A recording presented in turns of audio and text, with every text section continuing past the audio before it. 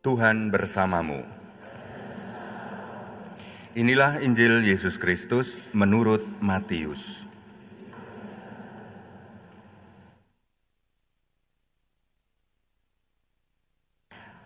Dalam khotbah di bukit, Yesus mengajar murid-muridnya, katanya, "Jika hidup keagamaanmu tidak lebih benar daripada hidup keagamaan para ahli Taurat dan orang-orang Farisi, kamu tidak akan masuk ke dalam kerajaan surga.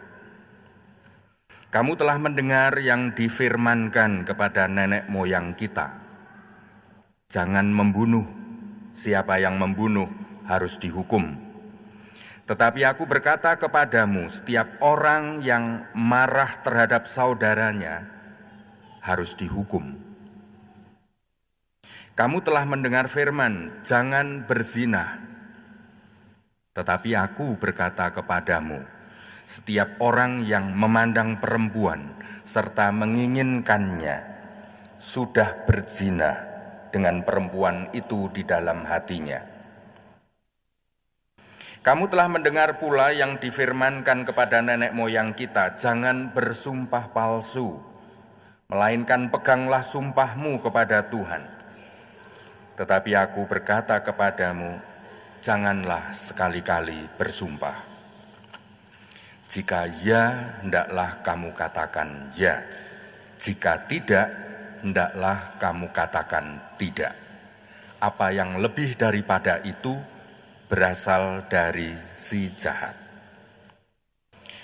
Berbahagialah kita yang mendengarkan sabda Tuhan dan tekun melaksanakannya.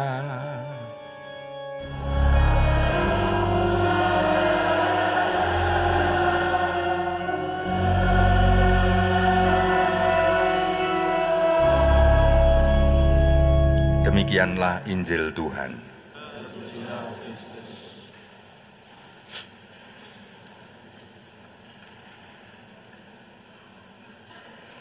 Saudara-saudari, mohon dimaafkan bahwa bacaan Injil hari ini ada dua versi panjang dan versi pendek. Yang versi panjang ada 20 ayat, dan liturgi juga menyediakan versi pendek yang saya baca tadi. Tetapi jikalau Anda tidak membaca yang versi panjang, dan itu tentu saja bisa Anda lanjutkan dengan dibaca di rumah, maka Anda akan bisa lebih memahami konteks dari permasalahan inti kehidupan kita sehari-hari, yakni masalah manajemen diri. Tuhan Yesus pernah mengatakan, melihat kerumunan orang itu, Tuhan Yesus bilang, kasihan. Orang-orang itu seperti domba tanpa gembala. Domba tanpa gembala itu berarti domba yang liar atau domba yang tidak terkendali. Domba yang arah tujuannya tidak jelas, kecuali hanya makan. Lalu pulang kemana tidak tahu, pergi kemana tidak tahu. Dia hanya didorong oleh keinginan makan karena lapar. Maka itulah yang disebut domba tanpa gembala. Saudara-saudari, saya ingin men-sharingkan apa yang menjadi perjalanan belajar saya tentang hal ini kira-kira selama 30 tahun. Sejak seminari menengah dan sampai seminari tinggi, itu sekitar 10 tahun. Lalu selama menjadi imam 20-an tahun, 23 tahun atau 24 tahun ya, saya lupa. Ya sekitar itu. Kalau kita simak bacaan kedua hari ini, coba kita lihat. Saudara-saudariku, kami memberitakan hikmat di kalangan mereka yang telah matang.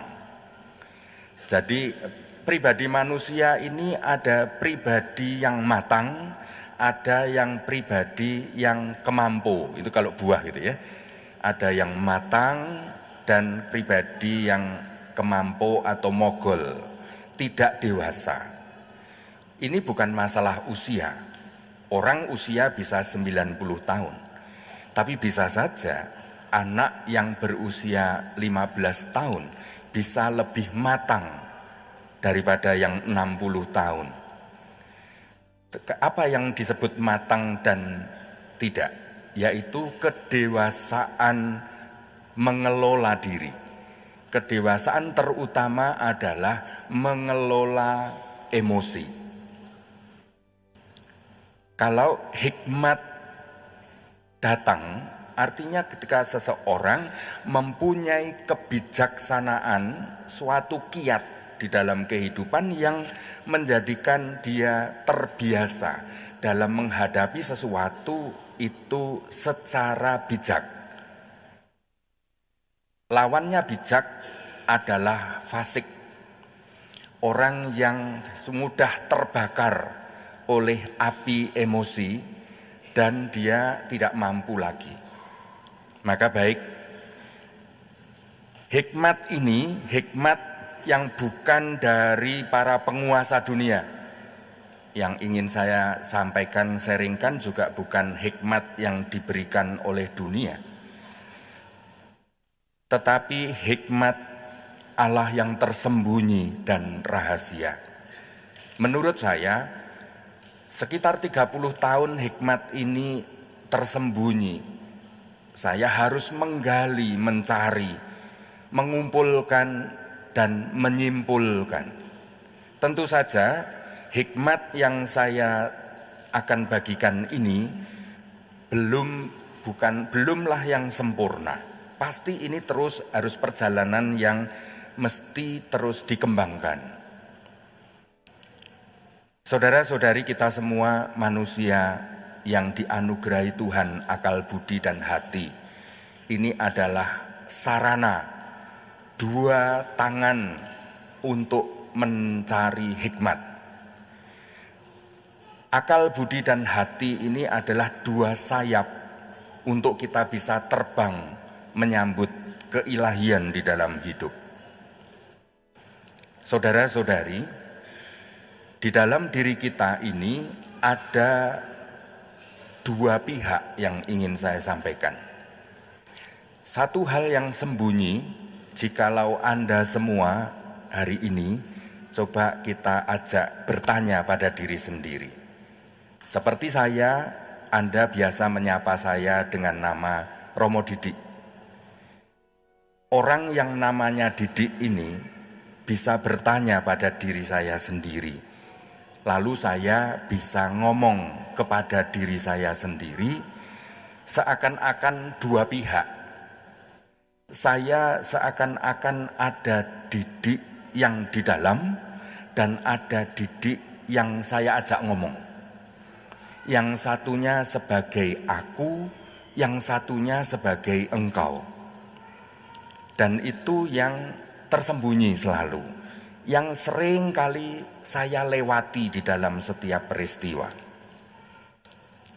Maka siapa sebenarnya Didik yang di dalam, yang ngajak ngomong terhadap Didik yang kelihatan ini? Itu yang disebut dengan aku. Tetapi ketika aku ini ditanya, siapa aku ini? Nah, lalu ada aku yang lain yang lebih dalam lagi daripada aku ini. Kalau orang Jawa dulu menyebutnya ingsun, sang aku, si aku yang di dalam aku. Itu yang bisa menanyai diri kita sendiri. Dan itulah yang sebenarnya selalu bisa kita ajak diskusi, bicara, mempertimbangkan segala sesuatu ketika kita berhadapan dengan aneka macam hal dalam kehidupan. Maka ini si aku yang biasa Anda lihat sebagai didik itu hanya yang di luar ini, dengan segala suara yang saya keluar dari mulut saya, perilaku saya, dan sehingga ketika saya datang Anda kenal bahwa saya didik. Ketika saya dalam kegelapan, gelap gitu, saya ngomong orang atau Anda mengenal, oh itu suaranya Romo Didik. Ada didik yang Anda kenal, tetapi ada didik yang lebih dalam lagi, yang biasanya ngajak omong-omong dengan didik yang Anda kenal itu. Saudara-saudari, kalau kita telusuri didik yang di dalam atau sang aku itu, setiap saat kita ini dihadapkan pada 3 kayak gedung itu 3 tingkat. Kalau Anda pernah ke Borobudur, itu juga ada 3 tingkat. Sebenarnya Borobudur itu adalah rumah retret. Dalam zaman dahulu, kalau orang mengenal sampai bertemu dengan aku yang tanpa wujud, aku yang paling misteri, aku yang paling dalam. Makanya yang paling puncak itu hanya stupa dan tidak ada ukirannya sama sekali. Tidak ada gambar apapun, pejal, dan lalu hanya jari yang menunjuk ke atas, kosong. Aku yang di dalam diri ini, nanti kita dalam perjalanan ke sana, kalau di Borobudur Anda akan tataran yang pertama dengan banyak hiasan-hiasan patung-patung relief itu yang disebut dengan Kamadhatu. Lalu naik lagi diajak ke level kedua yang disebut dengan Rupadhatu. Lalu sesudah itu sampai ke level yang ketiga yang paling atas, Arupadhatu. Yang disebut dengan Kamadhatu itu adalah hal-hal yang bersifat kedagingan.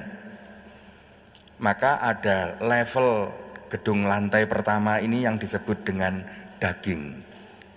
Level yang kedua disebut dengan level jiwa. Level yang ketiga disebut dengan level roh. Kita sebenarnya seringkali hanya berkutat di level 1. Sehingga ketika mendengar suara langsung kita tanggapi, tidak pernah kita tunda. Sehingga kita tidak pernah ketika akan memilih cara menyikapi sesuatu, kita tidak naik dulu ke lantai kedua dan tidak lagi ke lantai ketiga. Mestinya kalau kita menyikapi segala sesuatu, naiklah dulu bertanya. Si aku tadi diajak bertanya ke lantai 2. Lalu sesudah lantai 2 naik lagi ke lantai 3. Lalu baru turun, lalu bereaksi. Itu yang disebut dengan bijaksana. Itulah yang disebut dengan hikmat.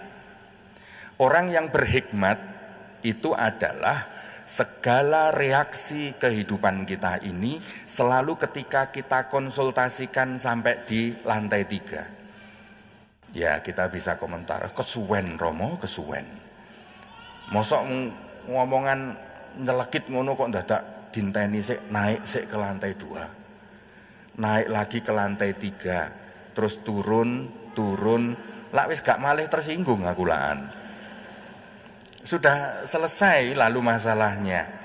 Dan memang bisa saja kalau kita tidak usah naik, itu seperti mercon petasan itu sumbunya hanya 1 senti kira-kira ya.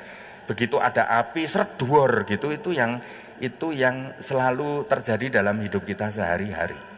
Tetapi kalau yang orang berhikmat itu adalah naik dulu ke kelas 2, lantai 2, lalu tanya kepada Tuhan di lantai 3, lalu turun lagi, yang tersisa adalah hanya senyuman bertemu dengan orang yang menyakitkan. Dan senyuman Anda, senyuman yang diambil dari lantai 3. Dan Anda akan menghadirkan hikmat Allah sendiri menyikapi setiap peristiwa. Saudara-saudari, lantai 1 itu ada 2 kamar. Waduh, 3 saja wis kesuwen kok dadak dikai kamar-kamar gitu ya. Lantai pertama itu 2 kamar. Kamar pertama adalah kamar tumbuhan. Kita ini punya sifat materi seperti tumbuhan. Manusia ini sebenarnya seperti tumbuhan. Buktinya dari anak-anak kecil lalu bisa memanjang, meninggi, kuku kita memanjang, rambut kita memanjang. Ndak usah Anda pikir, ndak usah di-manage, ndak usah diserencanakan, itu akan kerja sendiri. Itu seperti tumbuhan. Ada unsur tumbuhan. Tumbuhan ini kalau naik lagi masuk ke ruangan kedua, itu adalah ruang kebinatangan. Bukan hanya bertumbuh, tetapi juga bergerak. Maka kalau kita hanya di level lantai 1, sebenarnya kita ini tidak beda persis, tidak beda dengan binatang dan tumbuhan. Ya, ketika disepak gitu langsung jegok, itu biasa itu ya. Itu ya yang kita alami ketika kita hanya di lantai kedagingan. Tetapi ketika masuk ke lantai 2, ada 2 kamar juga. Kamar yang pertama yang disebut dengan perasaan. Kamar yang kedua disebut dengan kamar pikiran, akal budi. Maka ada perasaan itu biasanya sesudah lantai pertama itu kita naik, yang terjadi adalah perasaan. Dan disitulah seringkali kita tidak tahan untuk masuk ke kamar kedua. Sudah kita nggak tahan, sudah dari perasaan langsung turun lagi lalu menanggapi permasalahan. Maka kalau permasalahan itu menyenangkan, ya kita ini muncul di sini didapat, oh ini namanya lega. Oh ini senang, oh ini puas, oh ini gembira, oh ini bersyukur, oh ini sukacita, begitu ya. Itu perasaan. Kalau sesuatu itu negatif sampai di lantai 2 kamar 1, itu turun lagi, yang muncul adalah marah, jengkel, lalu cemas, khawatir, takut. Lalu kalau ini terus dipelihara, kalau Anda terus mengeram di kamar 1 lantai 2, itu maka kita ini terus itu akan berakumulasi. Dari marah, lalu pengen bagaimana menghilangkan orang itu. Maka sehari-hari kita ini lalu, pokok begitu orang itu datang langsung murup. Bagaimana caranya membunuh orang itu gitu ya. Tetapi memang yang di luar tembok ini ada aturan, ada hukum, ada sanksi sosial, ada macam-macam, sehingga kadang-kadang menekan reaksi kita. Takut. Lah nanti kalau dihukum bagaimana? Itu kadang ngambil pikiran sedikit, tetapi kita dikuasai oleh namanya perasaan. Lama-kelamaan kalau ini misalnya dipelihara hanya di ruang 1 lantai 2, maka itulah yang disebut dengan dendam, sakit hati, lalu apalagi luka batin, lalu apalagi sudah itu terus akan menggerogoti diri kita. Kalau tiba-tiba kita nggak sadar dan lalu sampai ke jendela tanpa kontrol dan loncat, jadinya adalah depresi dan gila. Karena kita dikuasai oleh perasaan, sampai-sampai si aku Didik yang di dalam tadi kehilangan daya untuk mengendalikan. Sehingga Didik yang dalam atau aku yang di dalam itu tadi tidak mampu menjadi gembala, tidak mampu memimpin diriku lagi. Maka kalau bablas itu bisa menjadi gila, stres, depresi, lalu histeris, membanting pintu tanpa ada perintah di dalam dirinya, pokoknya piring melayang terbang, lalu kursi melayang terbang gitu ya. Seperti koran terakhir ini ya, ada kursi yang berterbangan di ruang musyawarah nasional, rapat nasional. Itu artinya ketika dia hanya di ruang 1 lantai 2. Tetapi kalau orang yang mau membuka diri dituntun oleh hikmat, maka dia akan melanjutkan karena ini belum selesai. Oke, aku punya perasaan. Oke, aku merasakan sesuatu. Aku masuk ke ruang yang kedua, lantai 2.2. Jadi lantai, kalau biasanya kalau di hotel nomornya itu 202 itu ya, yang di kamar itu ya. Di lantai 202 itulah kita berpikir, menggunakan akal budi. Berpikir itu artinya apa? Memasang permasalahan di depan, bukan di dalam. Kalau perasaan itu artinya memasang masalah di dalam. Kalau berpikir, apa yang masalah itu ditaruh di depan menjadi objek dan aku menjadi subjek. Apa artinya objek? Ob itu ini bahasa Latin. Ob itu artinya ke depan. Biek itu dari kata jacere, itu artinya menaruh ke depan, melemparkan ke depan. Masalah apa saja, taruh saja di depanmu lalu diurai dengan pikiran.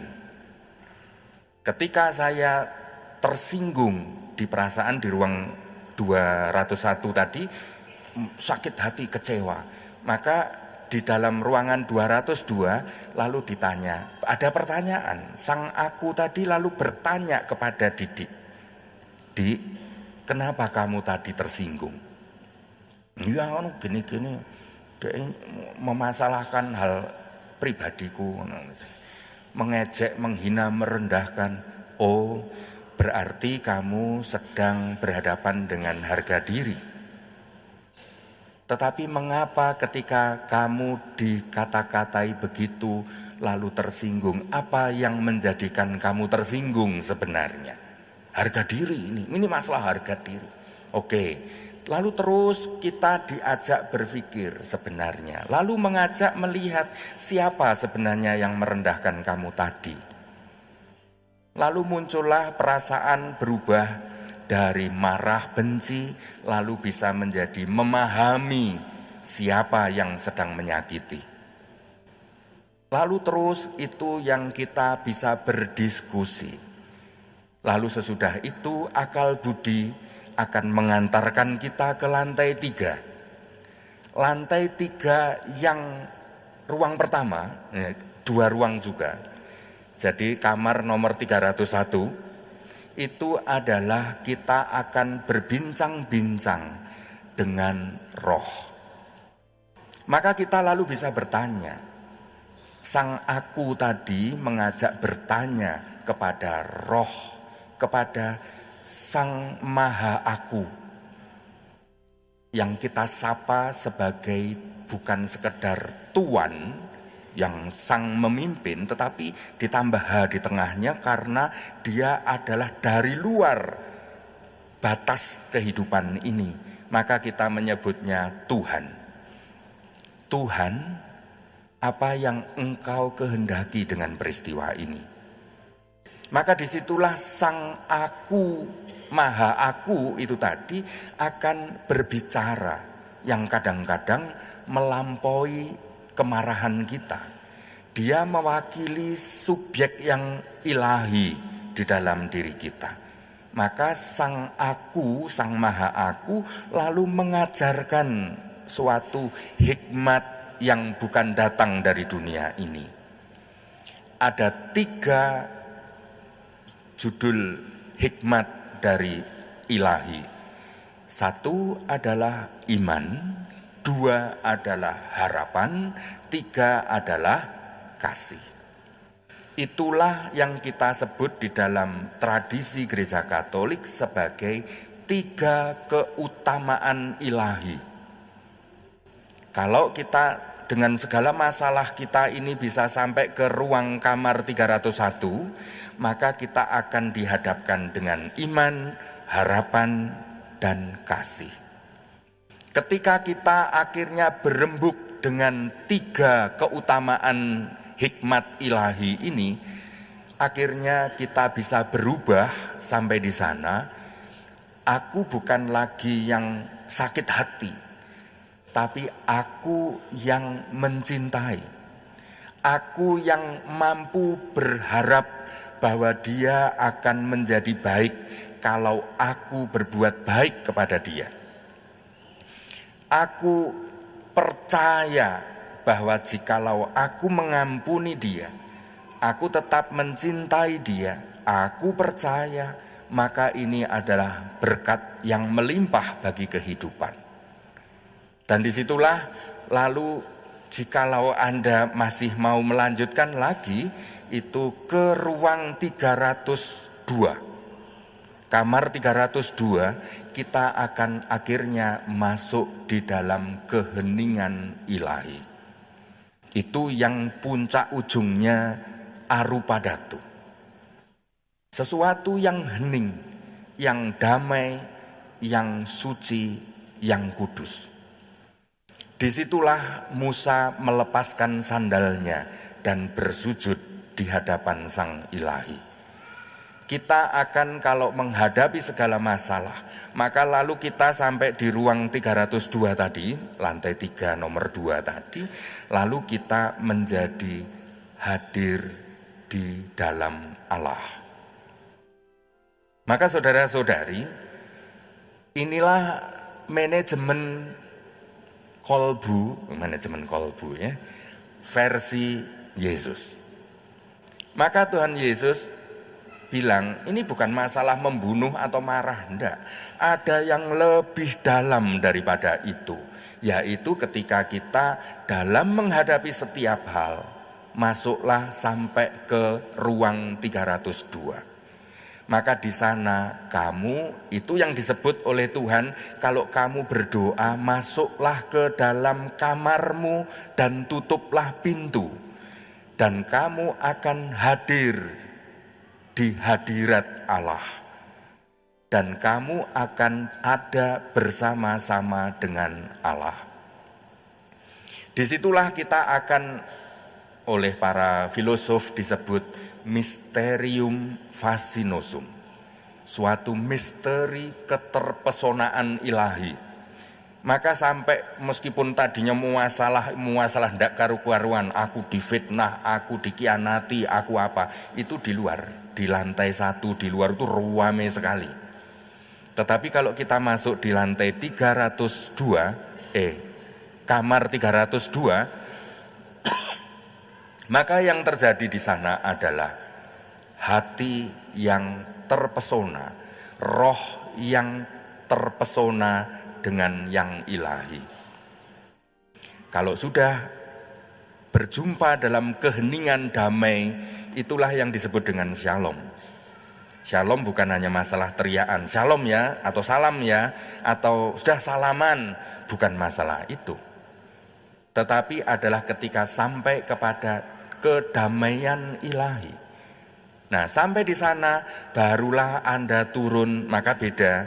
Kalau masuknya ini tadi seperti orang yang tergesa-gesa, maka ketika turun kita langkahnya menjadi tenang, lalu muka Anda menjadi kendor, bibir Anda menjadi melebar sedikit, dan wajah Anda menjadi bercahaya. Karena sesudah dari ruang 302, Anda akan bercahaya.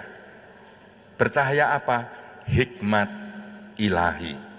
Dan itu yang akan memancar, mengalir dari diri Anda kepada orang yang menyakiti Anda. Saudara-saudari yang terkasih, kalau orang mengatakan jangan membunuh karena hukumnya itu begini-begini, Tuhan Yesus mengajak mundur lagi ke lantai 2. Orang membenci pun mestinya sudah dihukum. Karena orang tidak mungkin membunuh kalau tidak membenci. Maka saudara-saudari, diri kita ini ada subjek aku yang selalu diajak mendaki candi diri kita ini sampai ke level ketiga, dan di sana kita selalu hadir bersama Tuhan. Anda turun menjadi Musa yang baru turun dari Gunung Sinai, dan wajah Anda bercahaya. Santo Stefanus ketika dilempari batu oleh orang-orang dan Saulus ada di sana, kenapa Saulus komentar, "Wih, kok wajahnya bersinar-sinar seperti malaikat," katanya. Karena ketika dilempari macam-macam, diludahi, diumpat, dibenci, dilempari, mau ditonyo, disepak, si Stefanus dia tidak ada di sana, nggak di lantai 1. Dia sedang naik di kamar nomor 302. Maka dia selalu tersenyum. Kenapa Santo para martir pernah dengan kekaisaran Romawi, dia dipanggang di atas api dan dia tetap berdoa, tersenyum. Malah ketika yang sebelah gosong, dia ngomong ke Algojo, Algojo, yang sebelah sini belum mateng. Dia bilang, tolong dibalik. Dan dia bilang, supaya salib ini sempurna seperti kematian Yesus. Mengapa orang bisa sampai begitu? Karena dia tidak di lantai 1. Dirinya, sang akunya, dia ada di kamar 302. Saudara-saudari, bayangkan kalau kita ini bersama dengan berkembangnya usia, kita ini semakin mampu, stamina kita ini, stamina batin kita selalu mampu untuk mendaki dari Kamadhatu ke Rupadhatu, dari Rupadhatu ke Arupadhatu. Maka Anda bisa berlatih dengan aneka macam metode, tentu saja. Apa itu meditasi? Meditasi itu adalah olahraganya jiwa, seperti kalau Anda fitness, gym, itu adalah yang dibentuk itu adalah daging kita. Tetapi meditasi itu yang dibentuk adalah jiwa. Supaya apa? Supaya terbiasa akunya itu bisa memandang dirinya. Tetapi bahwa meditasi bukan jalan keselamatan, tetapi salah satu cara belajar supaya kita akhirnya nanti bisa naik ke lantai 2 dan naik lagi ke lantai 3. Saudara-saudari, semoga kita dengan pewartaan Injil hari ini begitu percaya. Sudahlah, kalau orang sudah sampai di level ketiga, dia itu tidak perlu sumpah-sumpah. Orang sumpah ya, itu artinya belum percaya dengan kuasa ilahi. Orang yang sudah turun itu dia hanya kalau iya, dia ngomong iya. Diengkel macam apapun, iya. Kalau tidak, ya ngomong tidak. Karena kalau kita ini mulai membela diri, menjelaskan gitu, itu jelas kita belum sampai ke level 3. Itu kita masih di lantai 2. Itu membela diri, mencari cara begini, kalau perlu nyebarkan hoax supaya yang lain itu menjadi membela kita macam-macam. Itu di lantai 2. 2, 1 begitu. Tetapi kalau kita sudah di level lantai 3, kalau ya, tidak. Maka ibu-ibu kalau sudah biasa ke lantai 3, kita tidak lagi menjadi pencemburu. Bapak-bapak juga kalau sudah sampai level 3, kita yang ada adalah kesucian. Maka mari kita bangun diri kita bersama Tuhan Yesus, biarkan Roh Kudus untuk terus mengajak kita naik turun, seperti malaikat yang naik turun dari lantai 1 ke lantai 3, mengajak kita selalu dalam menghadapi setiap peristiwa, kita membawa hikmat yang datang dari Allah. Maka Anda akan menjadi shalom, Anda akan menjadi berkat bagi siapapun. Kemuliaan kepada Bapa dan Putra dan Roh Kudus. Amin.